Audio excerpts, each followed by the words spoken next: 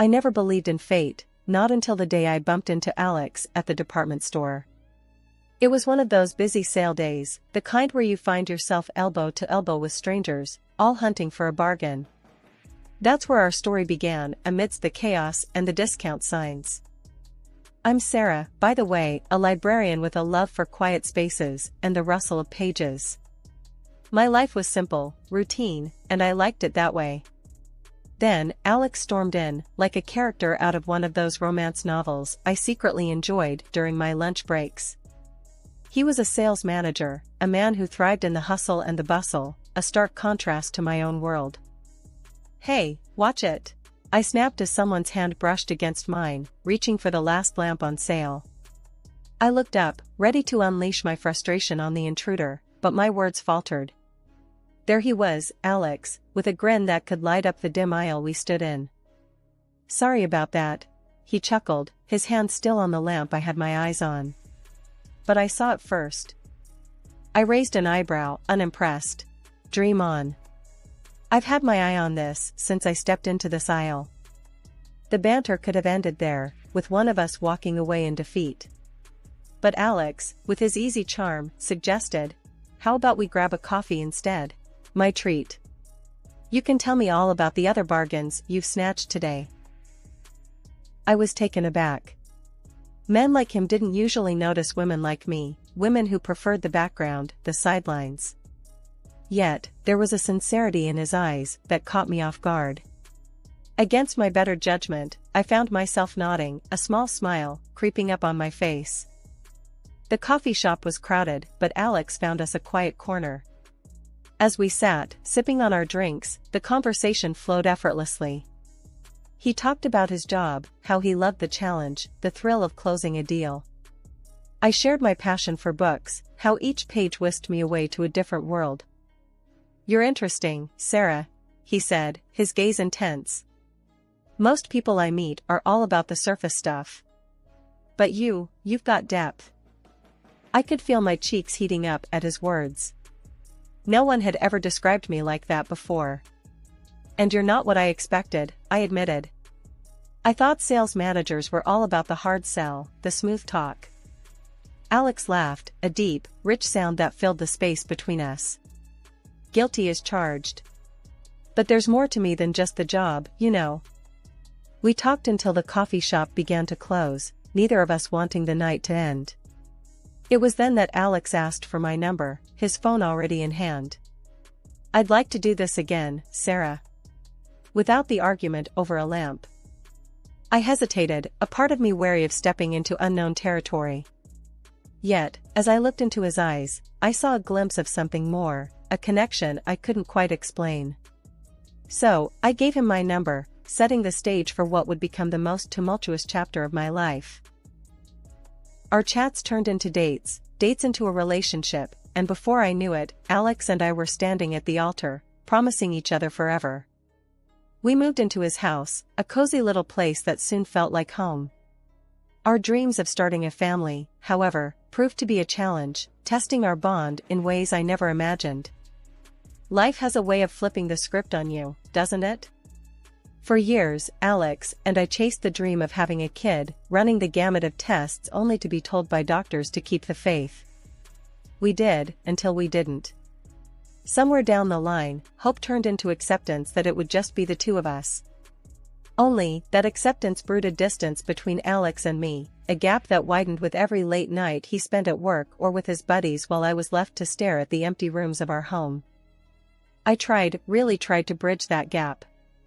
"Alex, maybe we should see someone, a professional to talk about this," I suggested one evening, mustering all the courage I had. He looked at me like I'd suggested selling the house to join the circus. "A shrink? For what? So they can tell us how to talk to each other?" "No way, Sarah." And just like that, the conversation was over before it even began. But life, unpredictable as ever, had another curveball in store. Feeling off one day led me to the hospital, tests, and then the shocker of a lifetime, I was pregnant. The joy of it overwhelmed me, a joy I couldn't wait to share with Alex. His reaction, though, was as cold as ice. "Pregnant? Sarah, you know how old you are, right? You're an old 39-year-old woman with your sores and problems. This is risky, dangerous even. Maybe we should think about not going through with it. His words hit me like a slap. Not go through with it? Alex, this is our baby, our miracle. But the Alex standing in front of me wasn't the man I married. This version was distant, cold, and calculated. A miracle? Or a mistake? Think about it, Sarah. Pregnancy was anything but easy. My body felt like it was on a roller coaster, and my heart? Well, it was breaking. Alex's visits were few and far between, each one more awkward and strained than the last. Coming home from the hospital only meant returning to a house that felt less and less like a home. You're not even working, Sarah. I'm out here, busting my ass, and for what? So you can play house? Alex threw those words at me one night, his frustration boiling over. I bit back the hurt, the anger. Playing house? Is that what you think I'm doing? I'm carrying our child, Alex. Our child. But it was like talking to a wall. A wall that was packing its bags and moving farther away from me with each passing day. Our conversations dwindled to nothing, our interactions mere ghostly encounters. The man I once thought I'd grow old with had become a stranger, passing through the life of me and our soon-to-be child like a ship in the night. When I thought I'd faced the toughest battles, life proved me wrong. Giving birth to Daniel was both a miracle and a storm's beginning. Barely catching my breath from labor, the doctors hit me with news that felt like a punch to the gut. Daniel was sick, they said, he will be disabled, and everything that an ordinary child can do will become inaccessible to him. Hearing that, I felt my world tilt. It was one of those moments where everything slows down, and all you can hear is your heartbeat loud in your ears. But I had to be strong, for Daniel. I was reeling, trying to wrap my head around this new reality, when Alex walked into the hospital room. His face was stone, eyes cold, a harbinger of the storm to come. Sarah, what's this I hear about Daniel being sick? His voice was sharp, cutting through the sterile air of the hospital room. I swallowed, trying to find the words. The doctors, they said he has a serious condition. But we can. Serious condition?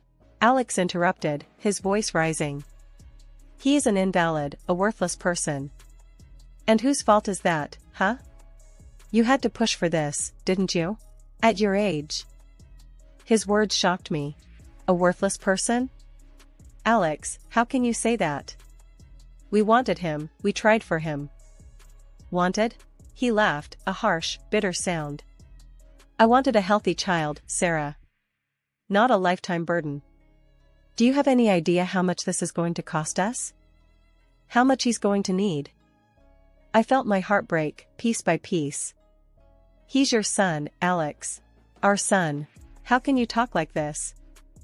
Alex paced, a caged animal looking for an escape. No, Sarah, I can't do this. I won't. I want a divorce. The word hung in the air, heavy and final. A divorce? I echoed, disbelief and pain mingling in my voice. Yes. And I want it clean and quick. I'll take the house, you take the kid, that's it. I was speechless, watching the man I thought I knew transform into a stranger. And what about Daniel?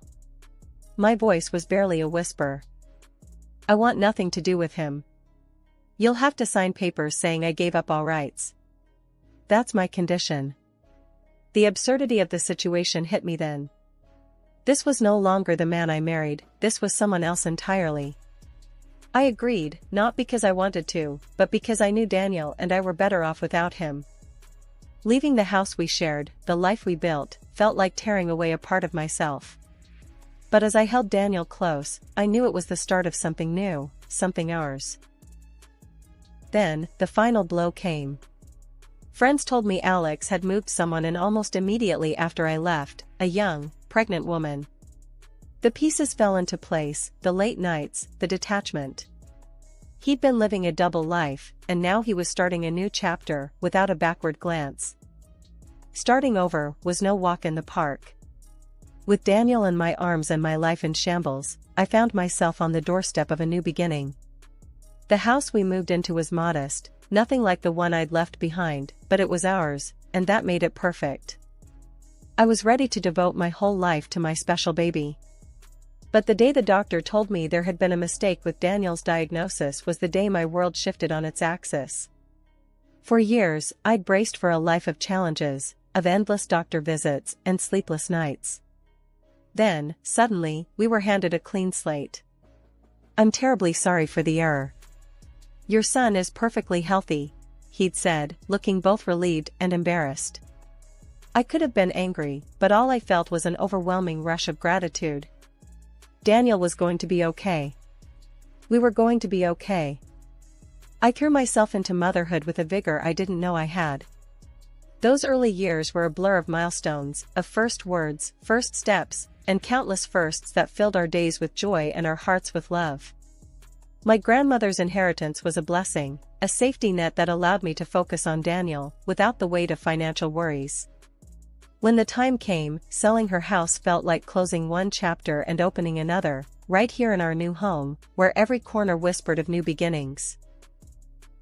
Returning to work wasn't just a financial decision, it was about reclaiming a piece of myself that had been on pause. The library, with its familiar smell of books and the quiet hum of day-to-day business, welcomed me back like an old friend. "Back to the grind, huh?" Jake, my colleague, had said with a grin on my first day back. He'd been manning the fort while I was away, and his casual chaos was a stark contrast to my need for order. "Yeah, someone's gotta keep you in line," I shot back, slipping into the easy banter that had always made our workspace lively. Adjusting to the rhythm of working life, of juggling schedules and snatching moments with Daniel between shifts, was a challenge, but one I embraced wholeheartedly. Daniel, for his part, thrived in school, his curiosity boundless, his energy infectious. "Mom, did you know sharks never run out of teeth? If they lose one, another grows back," he'd say, bursting through the door with facts and stories that turned our dinner times into adventures.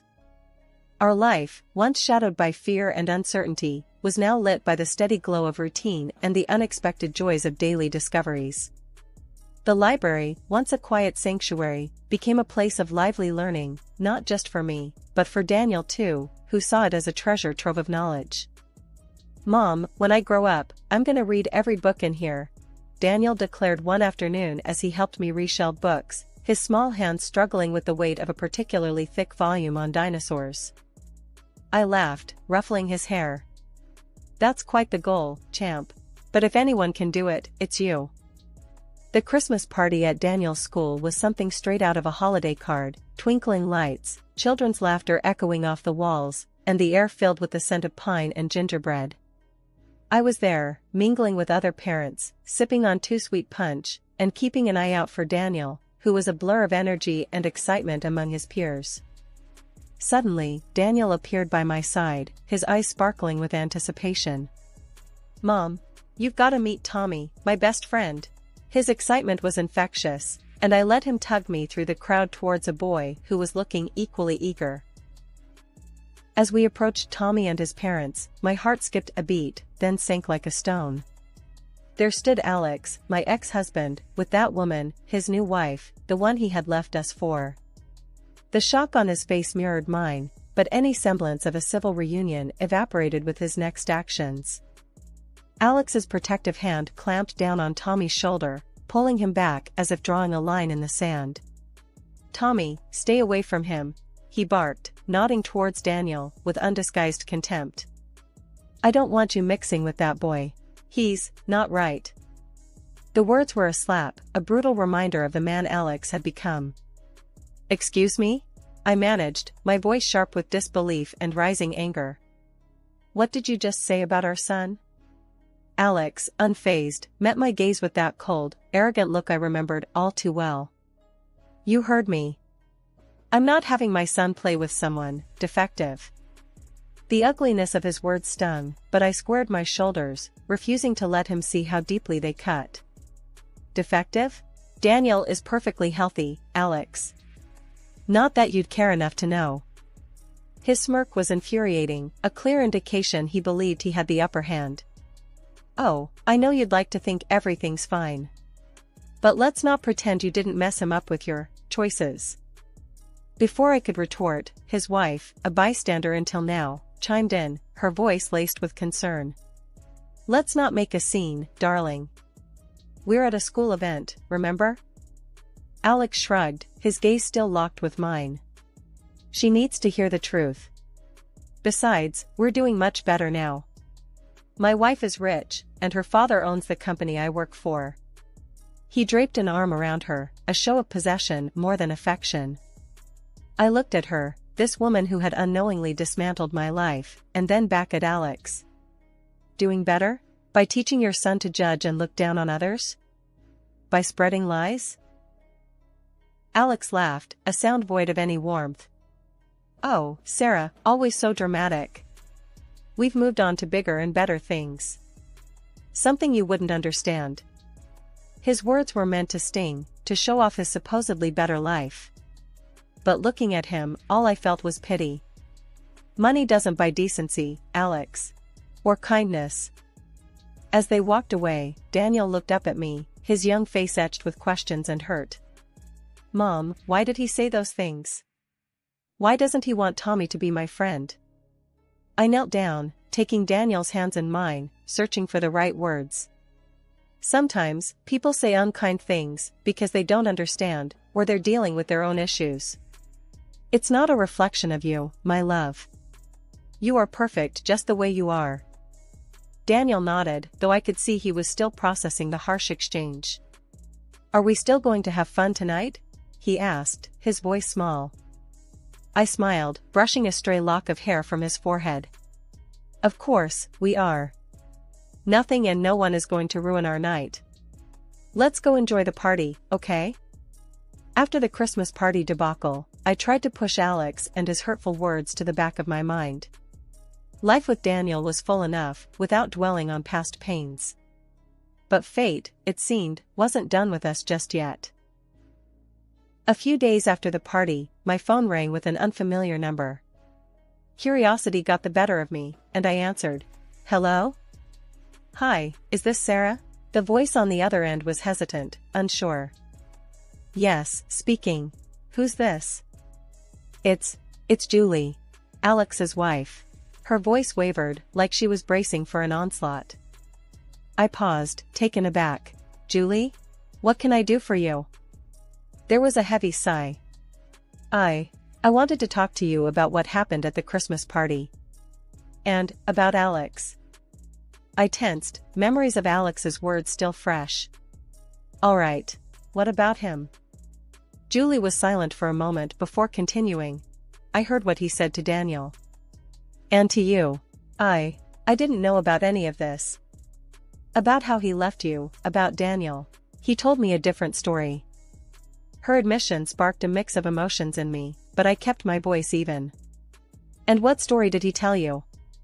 "That you two grew apart. That the divorce was mutual.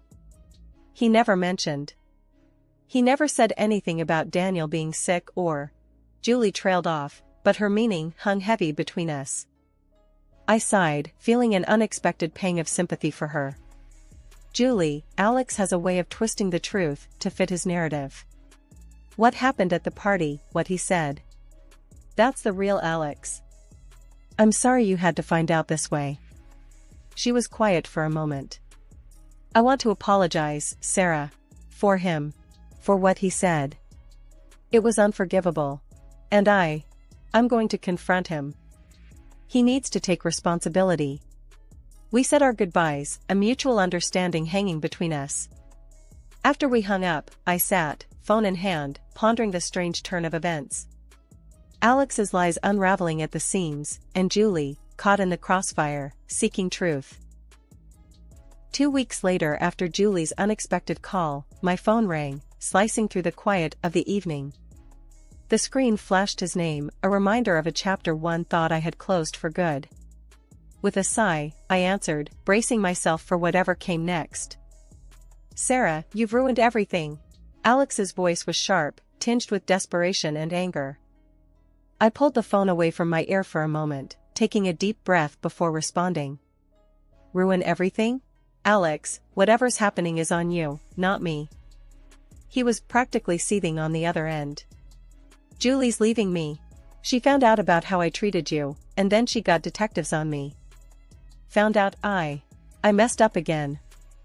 I couldn't help but let out a bitter laugh. So, let me get this straight. Julie left you because you're the same lying cheat you've always been, and somehow this is my fault? It wouldn't have happened if you hadn't talked to her, he accused, his logic as flawed as ever. Alex, I didn't tell Julie to hire detectives. And I didn't make you cheat.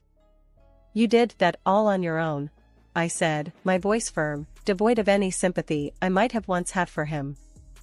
There was a pause, and when he spoke again, his voice was laced with a desperation I hadn't heard before. I've lost everything, Sarah. Julie's dad fired me from the company. She's taking the house, the cars, everything. I have nothing. I shook my head, even though he couldn't see.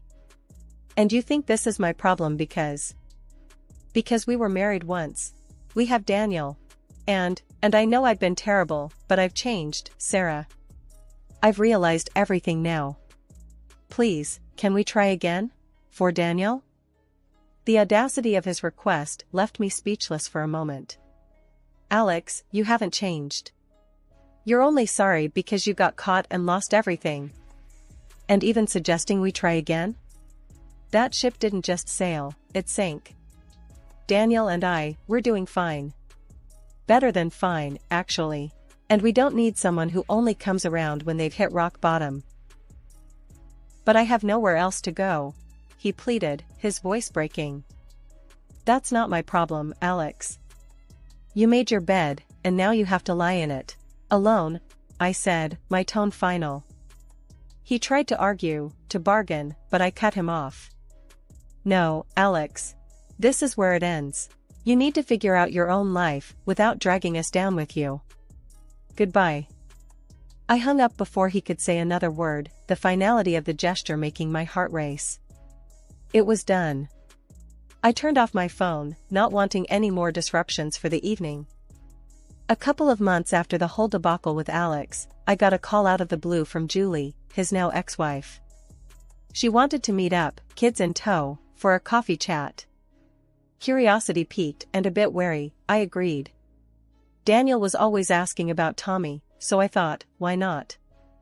We met at a cozy little cafe downtown, a neutral ground of sorts. Julie was there with Tommy, both looking a bit apprehensive but hopeful. Daniel lit up at the sight of his half-brother, and within minutes, the kids were chattering away like old times, the awkwardness melting away under their shared excitement. Julie and I found a quiet table, coffee in hand, a world apart from the chaos of our children's laughter. So, I heard you finally went through with the divorce, I ventured, trying to tread lightly. She nodded, a mix of relief and resignation in her eyes. Yeah, I did. It was messy. But I'm out on the other side now. Feels like I can finally breathe again. I could relate, remembering my own tangled exit from Alex's life. I'm glad for you, Julie. It's not easy, walking away, but sometimes it's the only way forward. Julie sipped her coffee, then looked at me, a determination in her gaze. He showed his true colors, through and through. Made the divorce hell. But I'm glad it's over. And I've been thinking, our boys, they're half-brothers. Despite Alex being, well, Alex, I don't want Tommy growing up without knowing Daniel. Her suggestion took me by surprise, but the more I thought about it, the more it made sense. I'd like that, I admitted. Daniel's always asking about Tommy. They're good for each other, it seems. Watching our sons play, I couldn't help but marvel at how life had turned out. A few years ago, I never would have imagined sitting here, chatting with you, watching our kids play together, I said, a smile tugging at my lips. Julie chuckled, a sound of genuine amusement. Life's funny that way, isn't it? Throws you curves, and you end up finding family in the most unexpected places. Our conversation flowed easily after that, the initial awkwardness giving way to a shared understanding. We talked about the kids, about moving forward, about building a life after Alex. It was cathartic, in a way I hadn't anticipated. Driving home, Daniel buzzing with stories about his afternoon with Tommy, I realized that this was what moving forward looked like. It wasn't just about leaving the past behind, it was about building something new, something better, from the pieces.